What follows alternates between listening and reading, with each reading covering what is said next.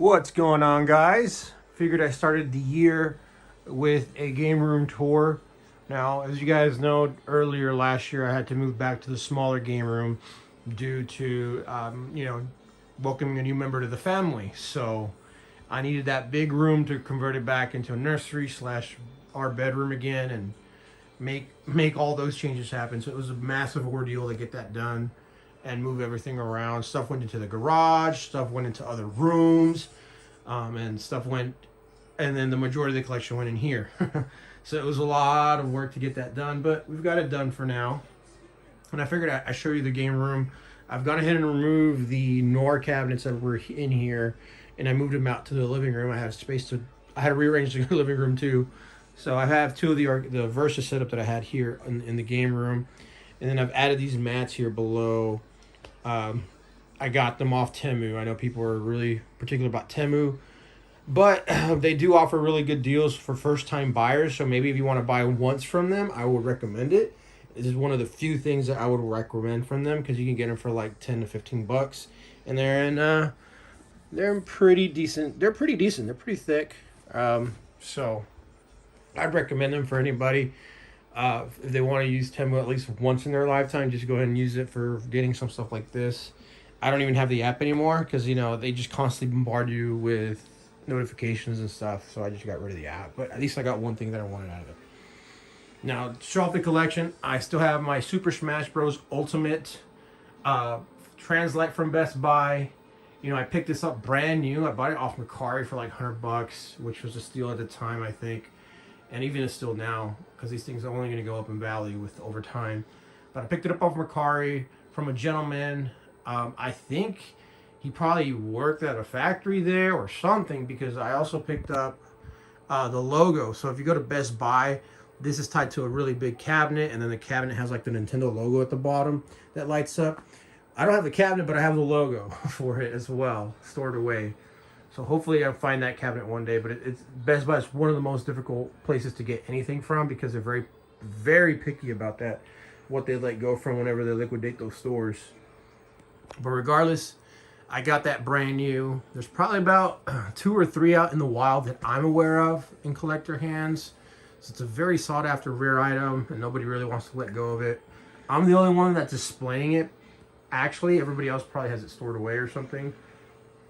I made my own little frame for it and lit it up.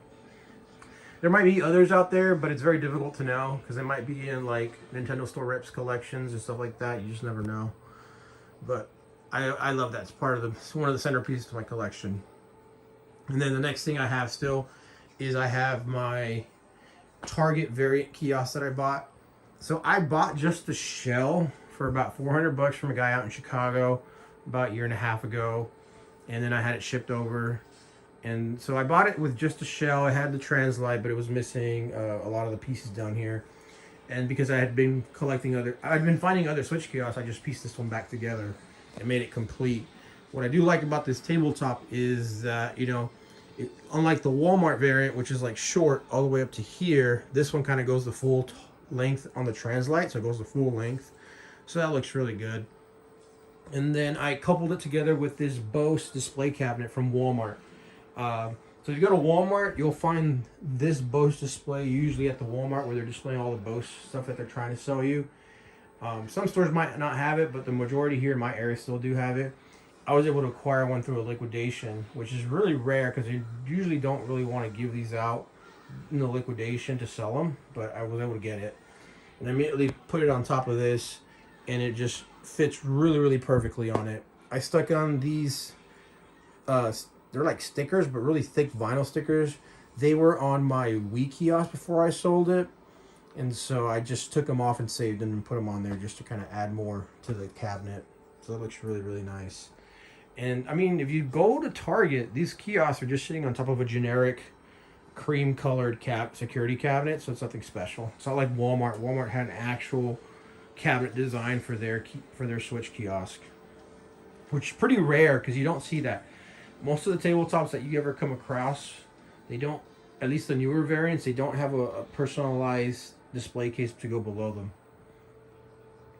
And then here on my first Hastings display cabinet, Going to talk about a YouTuber. His name is Twisted Gaming TV. A guy named his name is Chris out there. Shout out to him.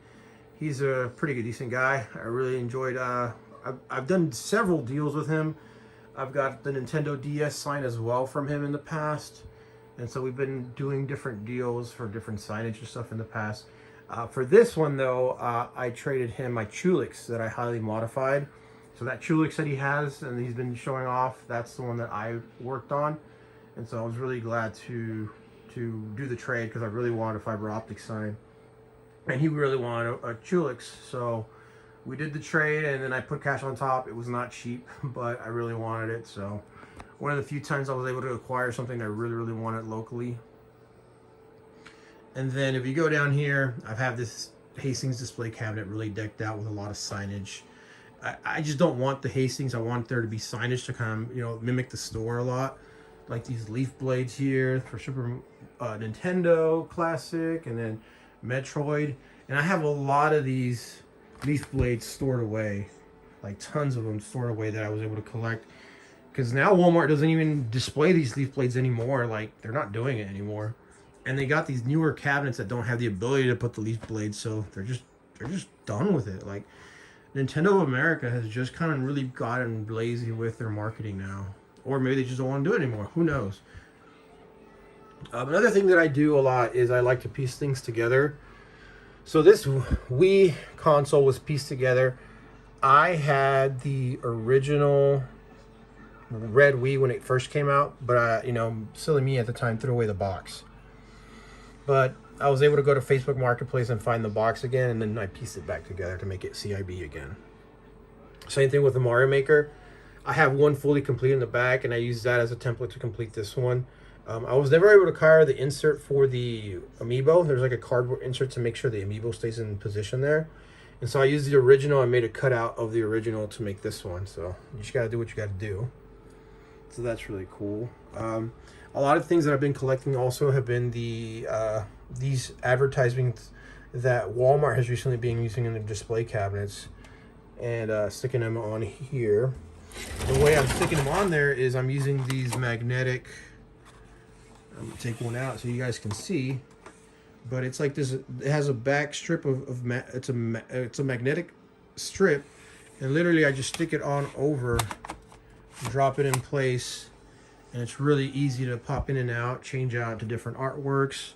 So I really love that. It really adds a nice touch to this display cabinet, as opposed to just having the, you know, the Nintendo logo there like I created before, because I made this logo in the past. And so I just like this a lot better. It's more official, something that was in the stores, and I just really like the look. You see Gran Turismo, and then Horizon Forbidden West. And as then you go seeing all of my different cabinets, you're gonna just see the different artworks that I have here for each of these shelves. Another cool thing that I like to do is whenever I'm selling or trading kiosks or different things, or even my arcades for the matter, when I sell or trade arcades, is I'm always up for partial trade. You know, I'm a big Nintendo collector, so I'm always like, hey, if you have a console or something you're trying to get rid of as partial trade, because some people don't want to pay the full cash amount for stuff, and they're willing to take the hit more if they're able to offer trade. And so I'm able to acquire all of these Switch Lights special editions through trade, and so that's worked out really well for me. Those are the Star Wars cups that they sell in Disney, what is it, Disney Hollywood, that I went to in Orlando about a year or two ago. So I just kept them. Thought they were pretty interesting that they did that. These Game Boy Advances that I have here, these are highly modified. They have the LCD, they have the glass lens, they have nice repo casings, they have the rechargeable USB-C mod on them, and they also have the sound mod, so they're much louder.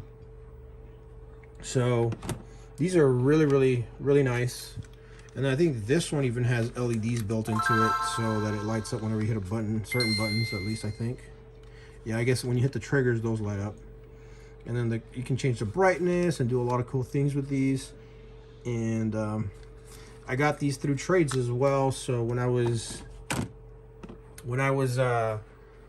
sorry, trying to lost my shirt. When I was selling my PS5 kiosk and the accessory cabinet, the individual that I was doing the sale to, each time we did a sale, he was willing to offer a fully modified GBA, which I was always open to because I like them. I did a lot of modifying myself before, but I did it before all these crazy mods became much more accessible.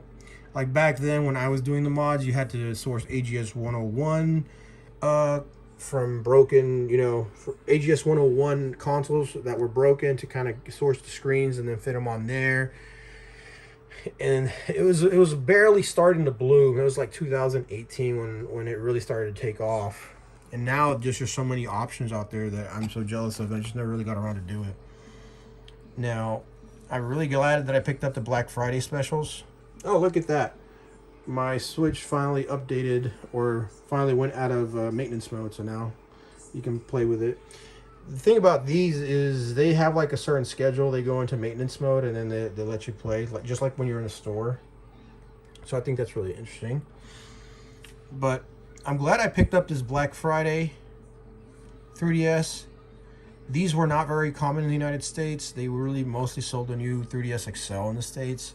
But Black Friday special for GameStop was the only time they really sold like a lot of these. And that was the only way to get the black variant, which I do have as well. But what I really like is the interchangeable faceplates. These interchangeable faceplates have gotten really highly collectible. Like, really collectible. Those Yoshi faceplates used to go for like 15, 20 bucks at most back in 2018 or so when I bought them. Now you good luck finding them for less than 100 in new condition. Like, that market has just gone really crazy. It's very rare to find anything out there in the market now, and what is out there is very expensive. So if you can find faceplates, get them. Another cool thing that I have here are my Hori Pokeball Plus charge stands. These were on, when Pokemon Let's Go Eevee and Pikachu came out, they sold a lot of that. It got to the point that I remember seeing on Best Buy they were on clearance at some point. And even these accessories at GameStop were on clearance because there's such an abundance of it. I guess the people that bought it. And nowadays, though, this stuff is highly collectible. People want to pay a premium for it. So if Pokemon ever releases Pokeball accessories or anything like that, I recommend buying them up because they always tend to go up in value as the years go on. And then, of course, I still have my GameCube controllers in the box. Some of them are still sealed. Some of them are open. Like this white one is open, but the ones behind it are sealed. So I'm really big on GameCube and keeping enough controllers for the game. And then my other accessories down here. And then I have these little pins from Pokemon League. Some of the badges. The only thing I don't like is that they start to discolor over time. But I guess I just common. It's just part of the sign, I guess. Down here, though, this is a very small collection of PlayStation and PC PC, PS2, PS4, PSP, and then over here is a lot of my Club Nintendo stuff. I have a lot of games that are without boxes in there stored away. I like using these because these Club Nintendos, you could store up to like, I think 18 games or something in each particular case. I'm a big Mega Man Legends 1 and 2 fan, like mega fan. I love those games to death. I've replayed them so many times. I always do a replay every year of both games. Just one of those games that I have a guilty pleasure of. I know it's not everybody's cup of tea, but to me, I just love it. God of War, another amazing game. I played the ones for PlayStation. I enjoyed them for what they were, but they didn't really have like a really special place for me. I just thought they were really fun. But when they did the relaunch here for PS4 with God of War and Ragnarok, it just blew my mind how much they changed the formula, and they were just so amazing. Another game that I really love a lot is Zone of Enders Second Runner. It's one of my favorite games on PlayStation 2, if not the favorite game, next to Sons of Liberty and a few others. Whenever they did the VR version for PS4, I just fell in love with that they did that, and I played the heck out of that again. Guild Wars, I played a lot of Guild Wars growing up, so one of my friends got me into that, and I played that a lot out of high school. That was super fun to play. My my profile is still out there. I gave my credentials to that friend that that got me into it once I was done with the game, and he probably had a blast, probably take on all of my resources. So there's probably a character out there with nothing left in Guild Wars. Halo Combat Evolved, another amazing game for its time, and even today it holds up really, really well. I played the heck out of Halo Combat Evolved on PC. At school, it became kind of like the LAN party at the school computer lab. And the reason being, we had a basketball coach, and he just gave us assignments and let us do as we wanted once we were done. And so a lot of us would just speed run our assignments so that we can play Halo Combat Evolved. So back then, I don't even know if you can now, but back then you could download the Halo Combat Evolved demo, and you could play the demo. They had like a little bit of the campaign, but they had the multiplayer, and you could play on Blood Gulch on LAN, 16 players on the demo. So guess what we all did? We played Halo after we were done with our work. So that was really fun memories of that. 3SK, for those that know what that is. That pistol is just so overpowered in that game. And then down here, I have my Reebok collaboration with Street Fighter, my cami shoes that my brother got me for Christmas last year. And then some of my PlayStation stuff, extra stuff that I got here. My card collection. I still collect Pokemon, but I'm very selective. And then I have some of my Nintendo store binders. They're stored away. I still got my 3DS XL kiosk. You know, fully complete, really nice shape. I don't see myself getting rid of that soon. So, same with my Switch Lite kiosk. Fully complete with everything on there. Really, really great. I just love the artwork that goes with it. With all the different Mario stuff on the back. Maybe I'll find a different artwork later on for it. And then, of course, I have my Legend of Zelda Ocarina of Time 3D standee. That was probably at Best Buy, I think these were at one point. I paid $200 for it locally. And it had been sitting for weeks or months at the time when I bought it. But I was able to buy it from the lady that had it out there. And they're much more valuable than $200 for sure now. Highly sought after, especially when they're in complete shape.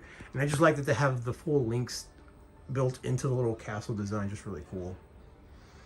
And then I picked up the Legend of Zelda Tears of the Kingdom sign here from GameStop. And then I fit it in one of their frames. So I just haven't had time to really put it up on the wall, but it's sitting there in the back for now. And then I still have, of course, my Lego Mario leaf blade from Walmart. It's really cool. Kind of put some signage. And I still have my blue neon. Really glad to have my blue neon. That blue neon was a really great find locally. Oh, not locally. I drove out to Oklahoma to pick up, actually. And then, of course, I have my World of Nintendo Super Bright with the official Nintendo seal of quality sign at the top. There's two variants. Well, there's a variant that doesn't have the seal, that's a little bit shorter, and then the variant that does have the seal. For this particular sign, a certain gentleman passed away, and his family was going through his things in the attic, and they happened to find that in the attic stored away. And so this gentleman probably worked at a retail, from my understanding, and he saved it from the remodel. I guess they were going to throw it away during the remodel, and he saved it, stored it away in the attic, and forgot about it for 20 years. This is probably what happened. And after he passed, his son found it, and they didn't have any need for it, so probably just, you know, family expenses, so they sold it, and I paid a good penny for it, but I'm really glad to add it. It's in really clean shape. I ended up using Novice on the front of it to clean it up, and you can just see how clean that sucker turned out. It's really, really beautiful shape. And then for Hastings, here's my other one. This is what I've been doing for card collecting. I've been collecting more of the modern stuff, but kind of staying within the 151st Pokemon set. That's pretty much what I grew up with. I have the most nostalgia for.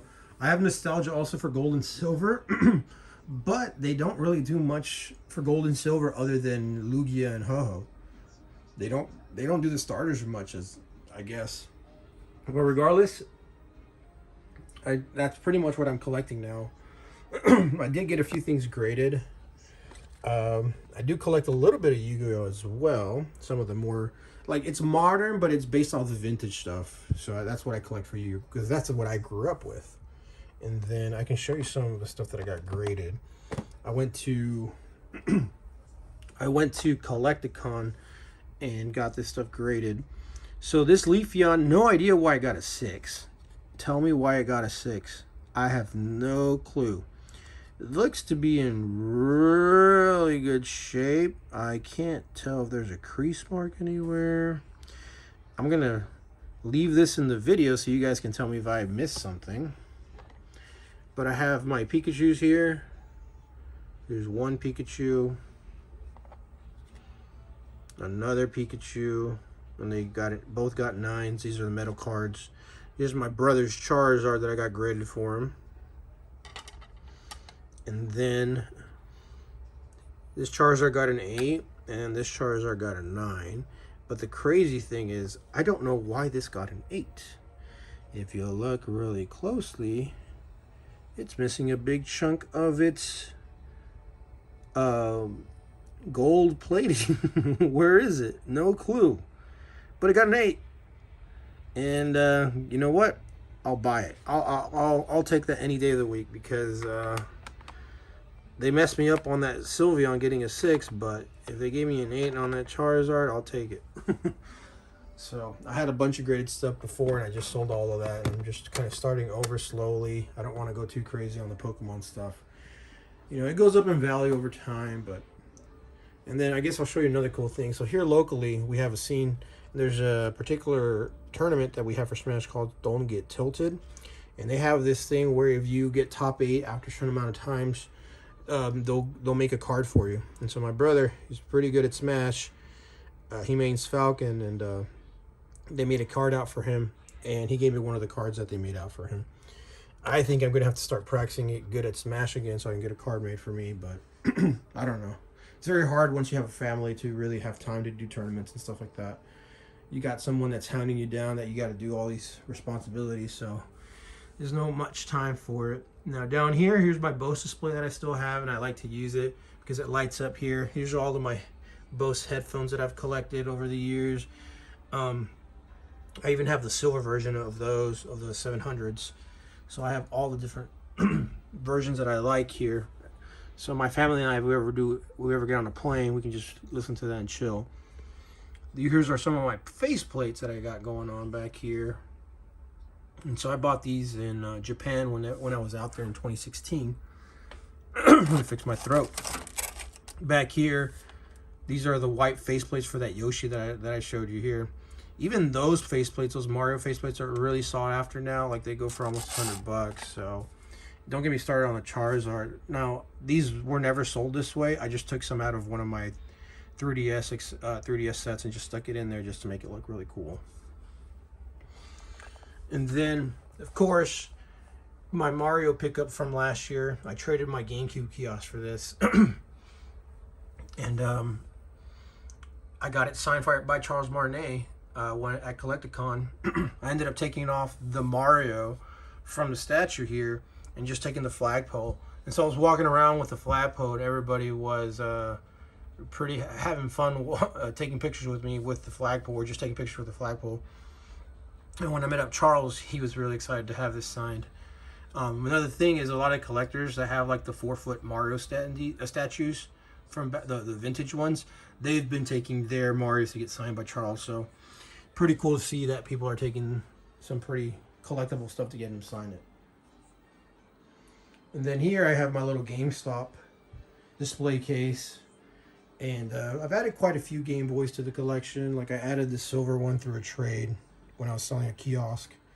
So I've got one of the silver ones. I still have my 3rd anniversary Pokemon Game Boy from Pokemon Center. Those things are highly collectible. Even the console alone goes for a couple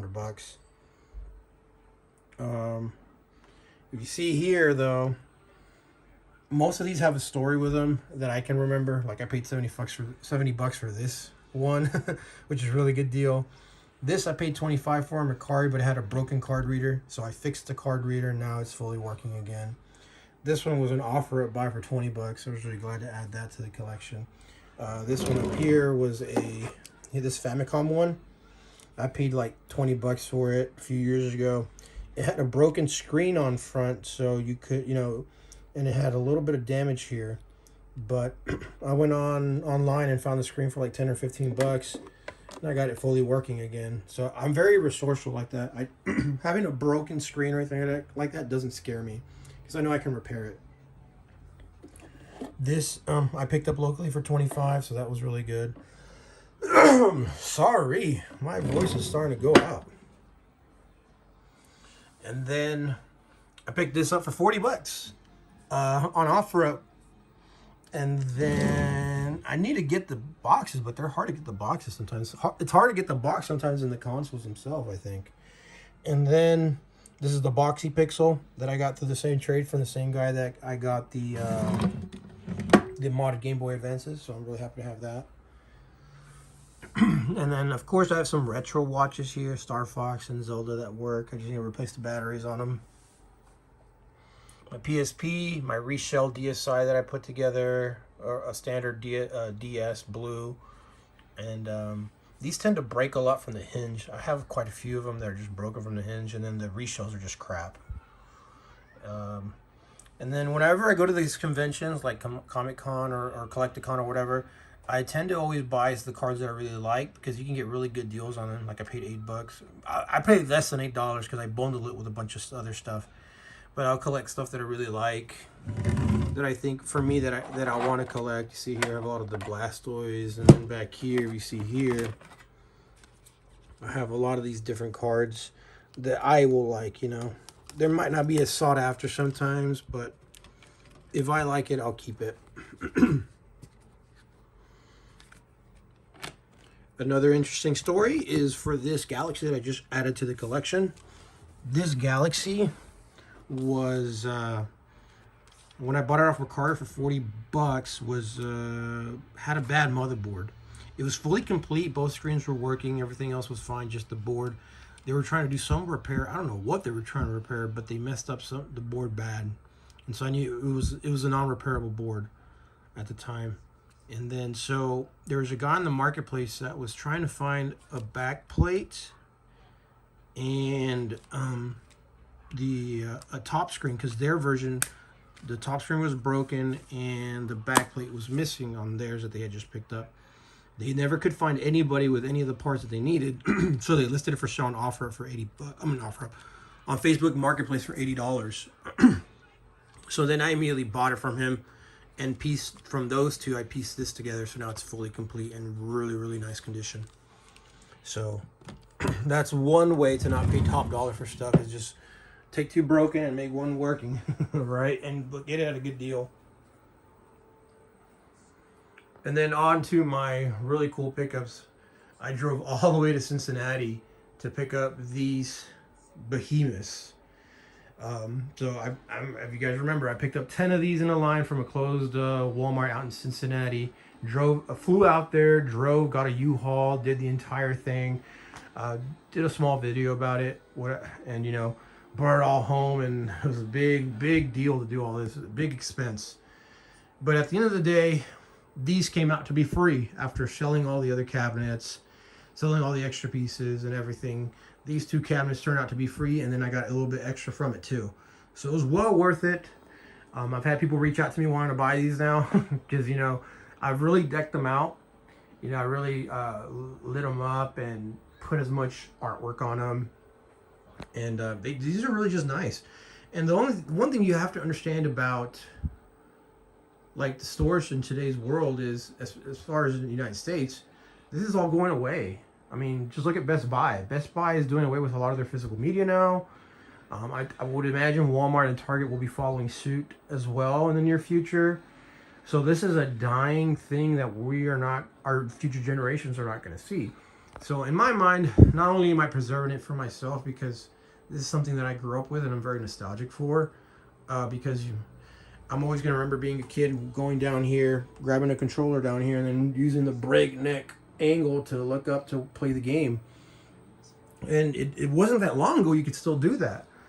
The 360 era, the Wii era, they still had that in the stores, and it hasn't been, what, 10 years, 15 years maybe at most. So, I mean, things are changing very, very fast. And then these cabinets were in here up to, they're even recently, they just did away with these cabinets. Like, I could go to a store in some of these locations, they still have these. Now they're all switching to those little small chest-type cabinets, and they're not putting too much artwork on them as they were before. And so I feel like I'm preserving something as well, you know, something that I had from my childhood that not many people will ever be able to see again in the future. So I like to deck it out. Here's other stuff that I've done. Like I said, I'm always trying to find these online, all these little advertisement blades, because they're really cool. They have really nice artwork on them, and it kind of showcases more of it being a display cabinet. I will say though, I did pick up one graded game this year. I'm not a graded game collector, but I did get a Kirby's Avalanche graded. And the only reason I got this is because some guy owes me money, and he still owes me money, but he sent me this just to kind of hold me off a little bit and to offset some of my costs and losses with him. He still owes me money. I hope I get fully reimbursed for everything that I've done for him. Like, we did a lot of deals together, but I did one advance on him, and then he messed up on me, so that was my mistake. But regardless, I still hope that he will be good on his word. That's kind of hard nowadays to be good on your word, but I hope that I can get fully recompensed for all the stuff I did for him. But hey, at least I got some of it back, right? So I have a graded a game, I mean. And then for Christmas, I got the Back to the Future VHS. This is the McDonald's one. It says not for resale. So McDonald's got into the VHS selling market for a bit there, and there was a big deal about it because McDonald's was selling them really cheap compared to all the competitors. So I don't know what happened there, but for a while there, McDonald's was selling them, so it's a pretty sought-after VHS. And then I'm a big Back to the Future fan. Another cool thing I picked up is I picked up 2 of the Japanese Soul Silvers. There was someone stationed out in Okinawa, and he was selling them in one of the Facebook groups, and nobody was paying attention to them. One thing that I will say is the Pokewalkers are not region locked, and a lot of people don't know that. And so the language is not built into the Pokewalker, actually. The language comes from the cart that it communicates with. So the data that gets sent from the cart to the Pokewalker whenever they sync together, it has the language associated to it. So it will switch to any language that particular Pokewalker talks to with the cart. So that's what a lot of people don't realize, and I think that's what probably happened. Because the Pokewalkers alone, both of them, they have the little clip-ons. They're pretty much brand new, were never even used. They're like minty. So those Pokewalkers alone are worth more than $100. So I made bank with getting both of those. I'm really happy with those. And then I was able to add some of these games. You know, I'm not a big Super Nintendo or NES collector, but I will collect. You know, like I said, I get these trades and I get these sales and I do partial trades. You know, they always offer me things that I'm interested in. So that's usually how that goes. And then I've kind of filled this up here, Lego style. A lot of stuff that I've been able to collect. Very difficult to fit everything in, but I'm trying. My 3DS collection and a lot of my big box stuff is just stored in there. And then over here, of course, I still have this all organized with all the games. Like I said, I don't carry much fluffware. It's usually just stuff that I really like and that I am going to enjoy. But here's a lot of my little trinkets and little, you know, stuff that I've been able to acquire. And I just kind of just put it all in here just to kind of display it and not have it get lost. Because sometimes a lot of these toys my son will play with and then he just doesn't do anything with them. So I just kind of like to save them up. And then I do have a little collection of arcade hardware now. So Steve Wright, Mr. Rightway, I've done quite a few deals with him, and I picked up the CPS2, the CPS2, the X-Men vs. Street Fighter, and the Alpha 3. And then when I got the Astro City 2, I also got Rival Schools with it. So I have several arcade, and then of course I have some of my SNK MVS cartridges here. I got some of these whenever I bought my gold cabinet. I used to have a MVS gold cabinet. It's like a cabaret. And I bought that for like $1,200 with 7 games, and it included Garo. And then when I sold it, I only sold it with 1 game for $1,200. So I made my money back, and I kept a lot of the games because I got a really good deal on that Goldie cabinet. And then when I got the U4, I ended up getting a couple more games. So I'm really happy. I've turned it pretty much into like a fighter cab, but I am trying to find Aero City for it, or Aero Fighter, sorry, for it. A little shmup game, and then I'm trying to find other Metal Slug games for it as well, because I'm a big Metal Slug fan. Right now I only have Metal Slug 1, but one of the really cool ones that I really fell in love with was Real Bout 2. That's an amazing game. It is part of the Fatal Fury reboot that they did. And it's like in the Fatal Fury timeline, it's the last one they ever did. And that was really fun. So I highly recommend, if you haven't played Real Bout 2, to play it. It's really good. But I did a lot of work to this thing. So I actually recapped the monitor, or I got it recapped, and then I got some traces fixed because I was having issues with the monitor kind of going all out of whack. And so the guy that fixed my Astro City 2 monitor got to work on this one, and now it is fully dialed in, and it's in really good shape here. Like, I can't express how good a shape it is. Like, you can see like how nice it is. Like, super crispy. So I'm really glad to have that. And then let me go ahead and turn up the sound a little bit.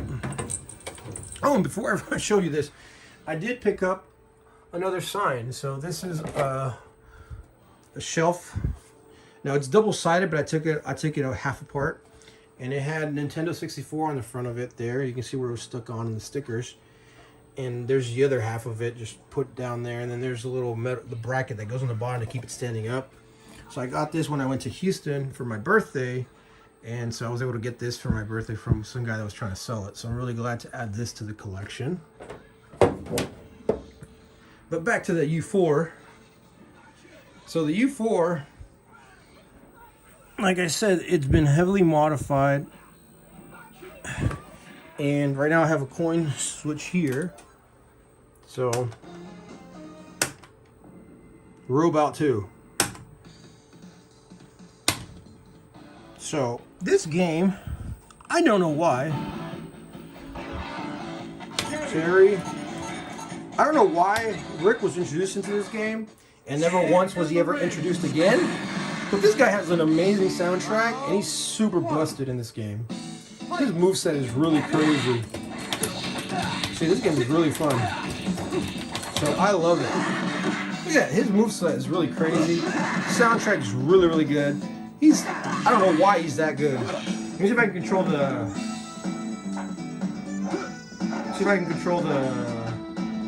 brightness on my phone here. There you go, I'm dropping down the brightness a little bit. So yeah, you can see just how crystal clear that monitor looks. Like, there's no beating that clarity for 15 kilohertz. People just don't know how good this looks. Yeah. Alright, so there you go. I returned the brightness back to where it should be. It's a pretty cool little feature on your phone. But yeah, that's the video, guys. That's covering the game room. And I think for this year, the plan is not to go too crazy with collecting big things. But you never know. If I do find big kiosks and stuff, either I might keep it or I might find a way to convert it into other things that I'm collecting, because I'm really big on the arcade hobby. So I might find other arcade boards that I'm looking for or stuff like that. Pinball wise, I am going to do a restoration for my Super Mario Brothers. I'm going to try to find the time to do it this year. Like, I already have I can show you here. I already have the playfield brand new in here. It's not brand new, but I had an existing one that I got clear coated and everything. So I've gone through it. It looks really good. So I just haven't had the time to really get to work on it. Here's my other stuff that I haven't been. Here's my Amiibo kiosk. Here is my other Nintendo Switch accessory cabinet that I can't even display anymore. Here's some other stuff for the display cabinet. See, a bunch of other stuff here. PlayStation 4 demo unit. These are some really nice advertisements that I have. So it's like I have some stuff here stored away that I don't even have room for. But those are the plans, is restore the Mario Brothers. As far as pinball is concerned, there is a rumor that maybe Pokemon might be released by Stern. I know that every year they kind of, every other year I've heard that they might do it. But if they do end up doing a Pokemon pinball, you can bet your butt I'm going to try to buy that sucker. Because Pokemon added to the... I'll sell one of my pinball machines to make room for that if that does happen. That's pretty much it. Also signage. I'm really big on signage, so if I find any other signage I might collect. But I'm really trying to not get too crazy with buying things that I don't need. I've done too much of that, and don't get me wrong, it's done wonders for me because with that stuff I've been able to convert it into being able to get other things. Like I said, this collection started in 2018, and it started with one demo unit. It started with a Walmart kiosk, Switch kiosk, which I still have. It's in my son's room. He's the one enjoying it now, but it started with that, and it turned into this, which is pretty crazy. And when I tell people that, they don't believe me. I guess I just got lucky. I'm in a good area to be able to get a lot of this stuff, but I did a lot of legwork trying to find it as well. I will do a room on the arcade part of this, which is all in the garage right now, but right now I'm still sourcing out, fixing the Donkey Kong cabinet, and I've got to make room for other things. And I just sold a 36-inch Trinitron that I was going to originally keep, but I ended up selling it, and I fit it in a little Nissan hatchback. So that was really interesting. But guys, as always, it was fun trying to do this and show you guys the game room. I hope you guys enjoy it. Like and subscribe, and hopefully I do more videos in the future covering other things that I find. And have a good one.